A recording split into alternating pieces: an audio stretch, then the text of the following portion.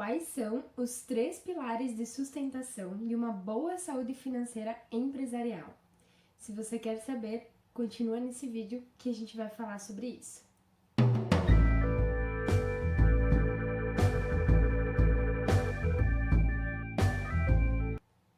Olá pessoal, tudo bem? Meu nome é Ellen, eu sou do canal MEI Fora da Caixa e hoje eu quero conversar com você sobre os 3 grandes pilares que sustentam uma boa saúde financeira na sua empresa.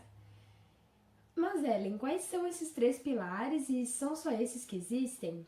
Pessoal, não, esses são os 3 maiores, mas existem outros pilares que a gente vai entrar com o tempo mais a fundo em cada um deles, mas esses são os 3 grandes que dão uma sustentabilidade maior. Se você conseguir implementar esses 3 pilares dentro da tua empresa, você consegue entrar mais a fundo nos outros pilares. Hoje, os 3 pilares que a gente vai conversar é sobre planejamento, acompanhamento e análise. Vamos lá? O planejamento, eu costumo separar ele em 4 fases, tá? Inclusive, já tem uma aula aqui no canal de como fazer um bom planejamento financeiro. Vou deixar ele linkado aqui na descrição do vídeo, tá? Bom, a primeira fase do planejamento, como vocês estão vendo aí na tela, é estabelecer uma meta. Por que a gente precisa estabelecer uma meta, Ellen? Porque a meta, ela nos faz nos sentir mais motivados a manter o nosso foco dentro daquilo que a gente vai planejar, tá? Só que essa meta, ela tem que ser algo que você queira muito e, ao mesmo tempo, ela tem que ser algo muito mensurável. Por exemplo, você precisa saber quanto em valor você vai precisar para atingir essa meta e em quanto tempo você deseja atingir essa meta. Aí a gente vai traçar um percurso de acordo com essa meta que você escolheu, tá? E muitas pessoas têm algum objetivo, têm algum sonho, a gente almeja alguma coisa para nossa vida, né?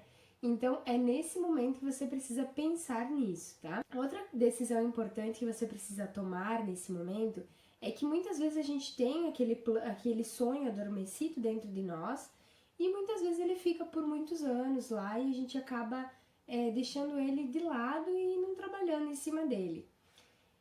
Nesse momento você precisa decidir se você realmente quer esse sonho e entender que para você atingir esse sonho você precisa começar a mudar alguns hábitos financeiros na sua empresa para conseguir crescer. Bom, estabelecida a nossa meta, a segunda fase do planejamento é estipular os nossos gastos. E para isso eu vou colocar aqui na tela 3 gastos que a gente vai colocar no nosso planejamento, tá? Por que a gente tem que estipular os gastos? Porque o planejamento, ele é feito através de um fluxo de caixa projetado para a empresa, certo?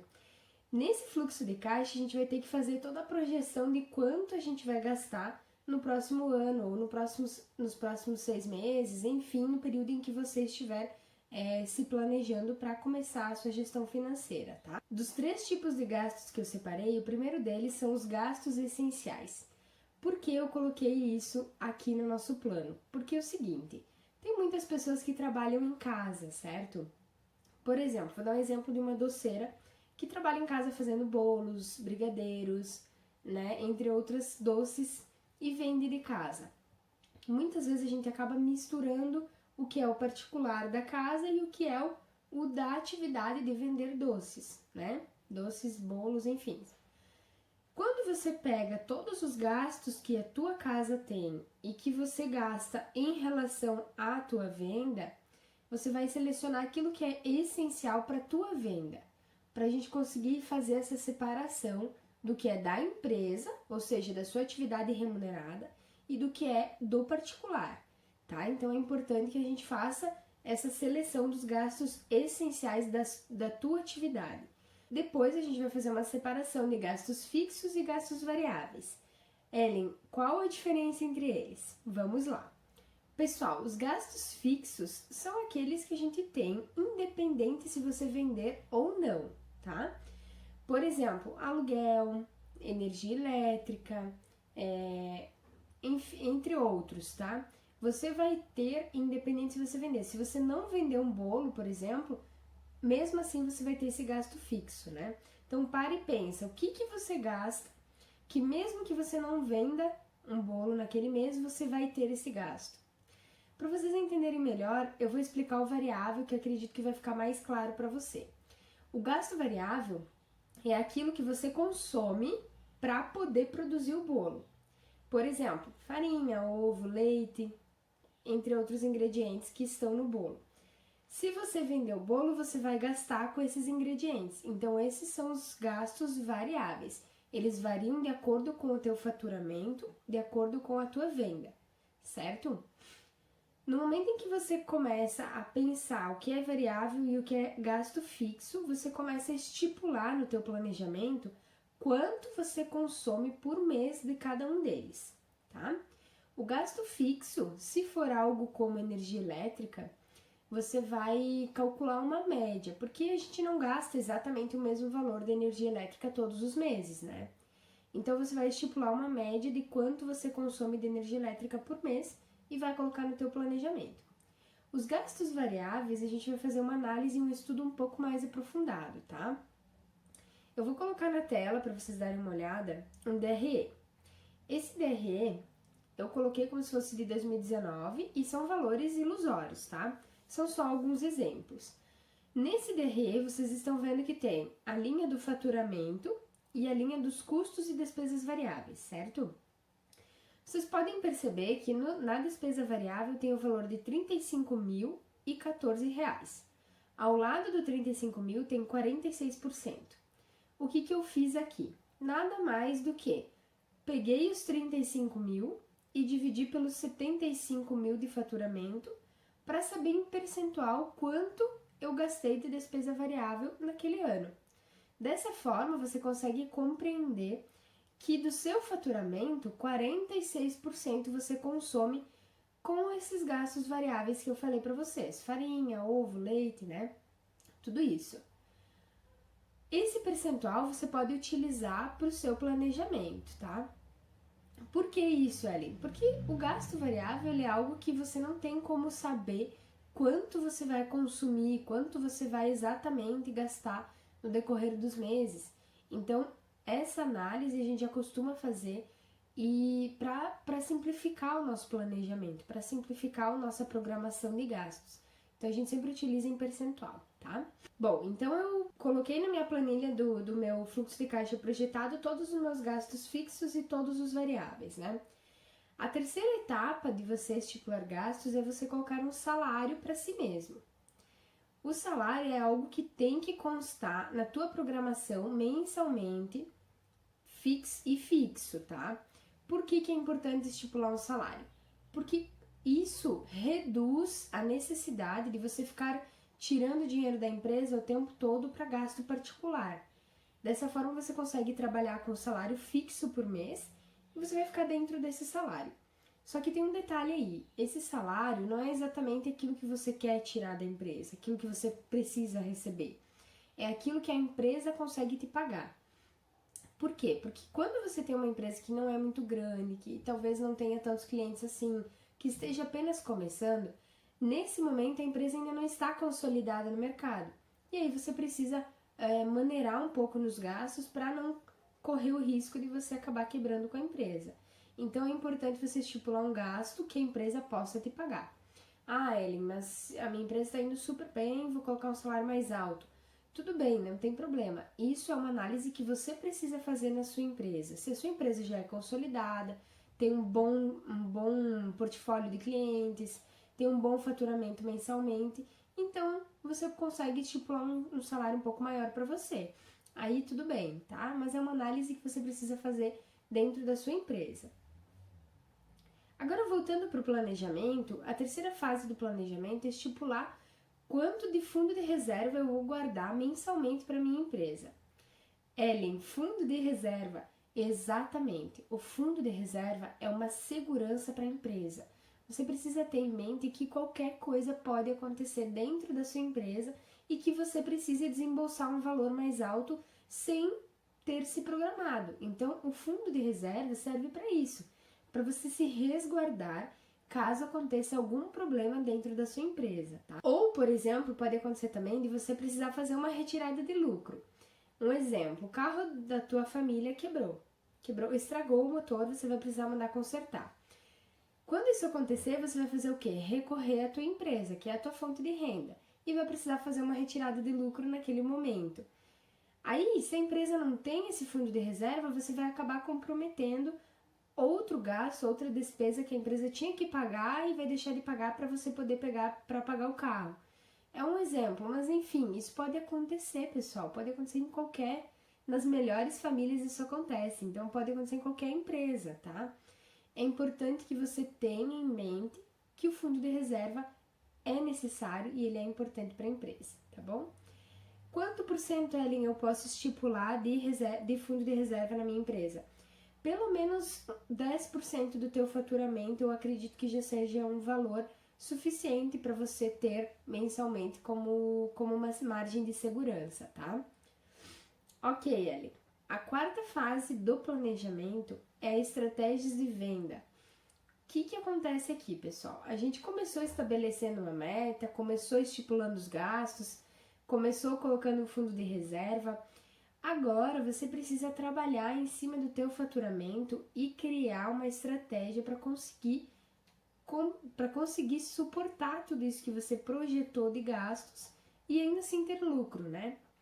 Nesse momento, o que você pode fazer? Pegar o teu gráfico de vendas do ano passado, né? Ou seja, o teu histórico de faturamento no ano passado e fazer uma média mensal de quanto você vende. Aqui é importante observar que a sua empresa não vai vender o mesmo valor todos os meses. Ela vai ter uma sazonalidade, pode ser uma sazonalidade leve ou muito alta ou média. Por exemplo, se você vende muito mais num mês e muito menos em outro, é aqui que você vai analisar qual é a sazonalidade da tua empresa. E eu tenho certeza que todas as empresas têm, mesmo que seja uma leve sazonalidade, mas tem. Porque tem vezes que a gente vai vender mais, ou de maior pico, de menor pico. Então é importante você fazer esse estudo de um período anterior para conseguir fazer a tua projeção mais próxima da tua realidade, tá? Porque realmente não tem como você faturar todos os meses um valor igual, todos os meses. Isso não existe, tá?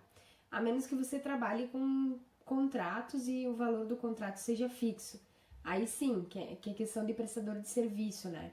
Por exemplo, você trabalha com consultoria e você tem 5 contratos com um valor X igual para cada um. Aí sim você consegue ter o mesmo faturamento mensal, mas é bem difícil disso acontecer. Ok, terminamos nosso primeiro pilar, né? Agora vamos para o segundo pilar de sustentação. Acompanhamento. Pessoal, o acompanhamento nada mais é do que você acompanhar aquilo que está no teu planejamento, tá?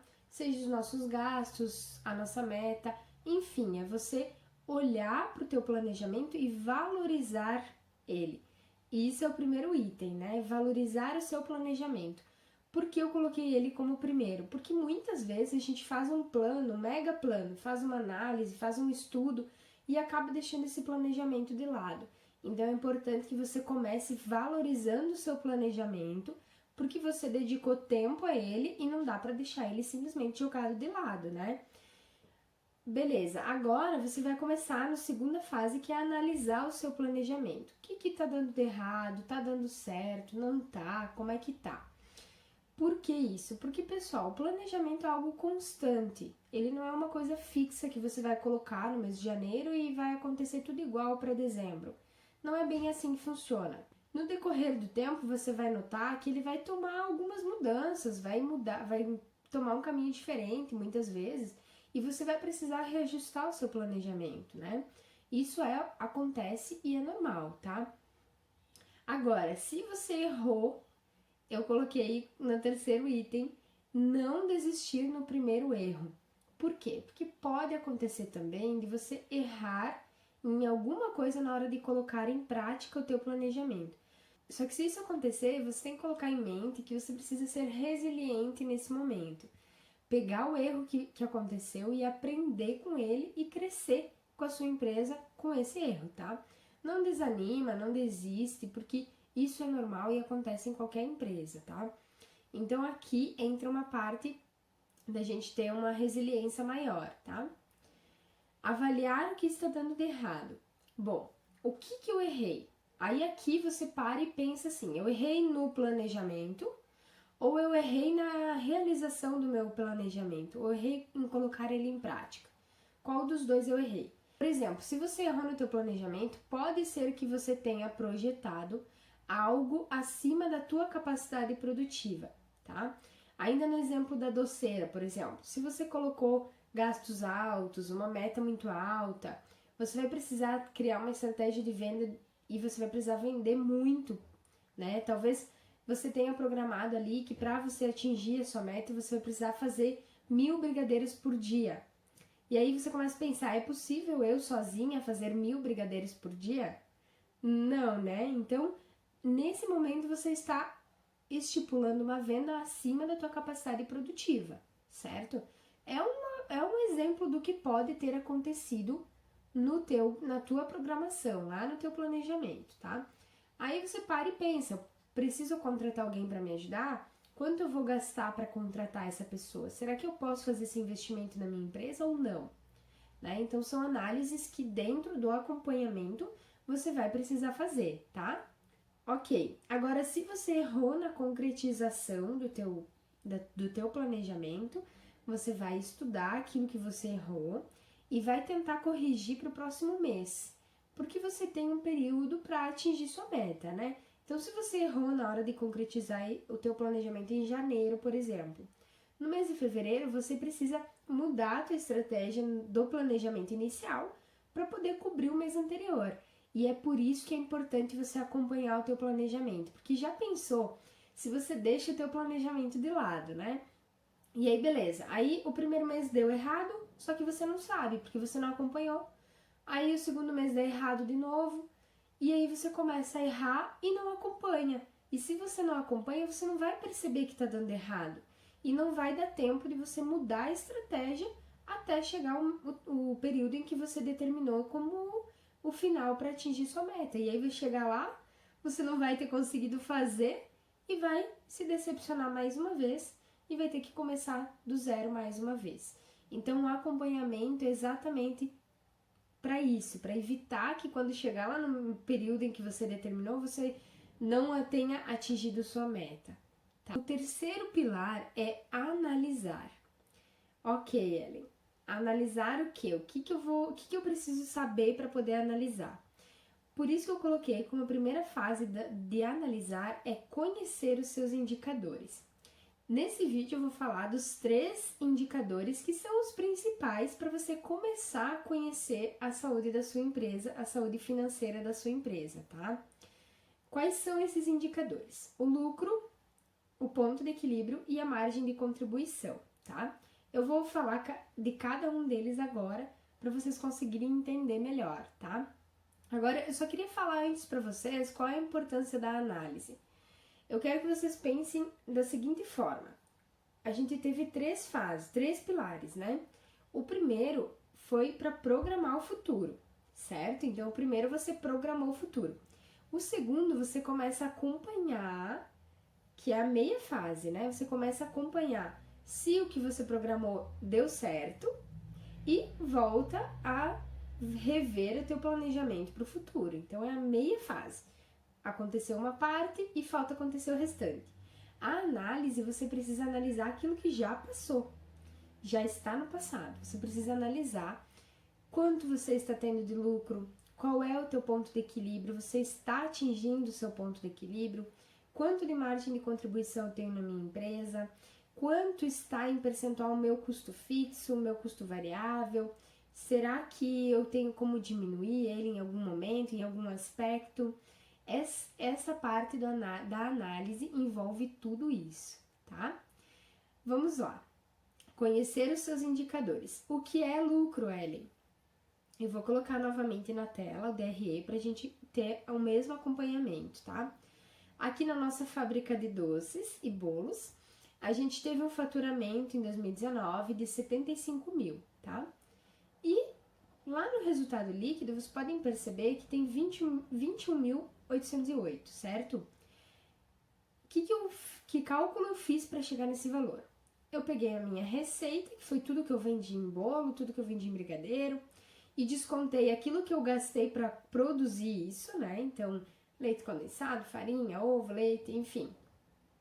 descontei o meu custo variável, descontei minha despesa fixa e o que sobrou é aquilo que eu tive de lucro no meu ano, tá? Vocês estão olhando na tela o que a gente chama de DRE. O que é DRE? Demonstrativo de resultado do exercício. Exercício é sempre o ano inteiro. Nesse demonstrativo aqui tem tudo aquilo que eu lancei na minha planilha de fluxo de caixa, né? Então eu consegui montar um DRE através do histórico que eu tenho do ano passado, certo? Se você não tem esse histórico, você precisa começar a fazer ele. Se você não tem, você vai precisar ter ele antes de começar a sua análise, porque não tem o que analisar se você não tem histórico, né? Mas vamos lá. Aqui no DRE a gente tem também o percentual de custo variável, o percentual de despesa fixa, tá? Quanto eu comprometo do meu faturamento para minha despesa variável? 46%. É um percentual, não é um percentual tão alto, tá? Então, aqui que você começa a analisar, menos da metade do seu faturamento você consome para a despesa variável. Além disso, ali, a gente tem a margem de contribuição da empresa. O que é margem de contribuição, Ellen? É quanto do teu faturamento sobra para contribuir com as tuas despesas fixas. E ali a gente consegue perceber que em percentual equivale a 54%, né?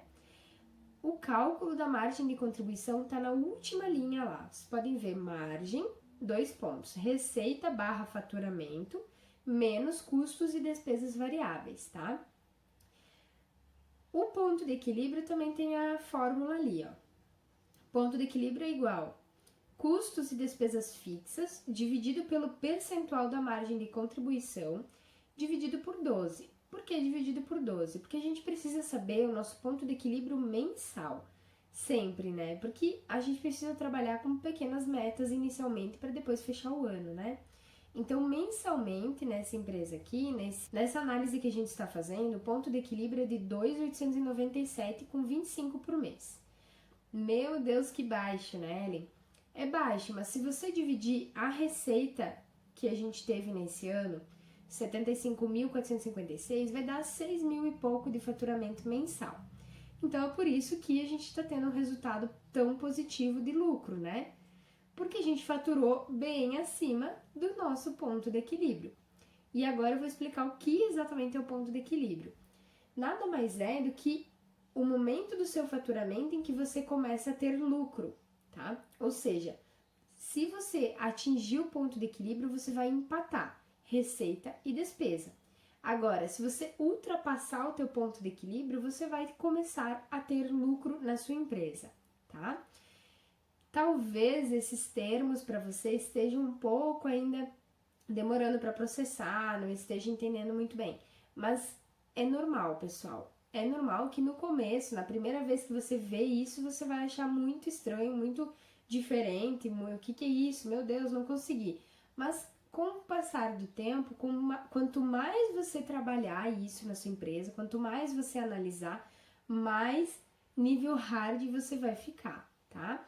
Então, o que é importante aqui? Ah, Ellen, é muito complexo, não entendi, não quero fazer.